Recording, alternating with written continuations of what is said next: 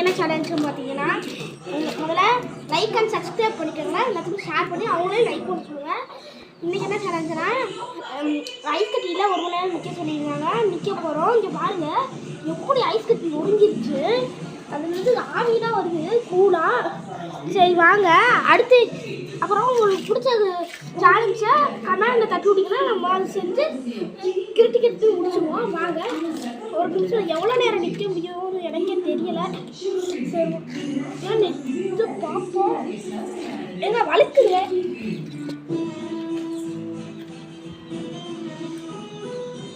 ஐயோ உங்க சத்தியம் சொல்கிறேன், என்னால் நிற்க முடியலை. இங்கே பாருங்க கீழே. Challenge completed. என் காலே உறஞ்சு போயிருச்சுங்க. சரி வாங்க bye guys. Bye guys. TTF நினைஞ்சன் bike sir like and subscribe பண்ணிடுங்க. கடைசியாக சொல்கிறேன் பாய் காய்ஸ்.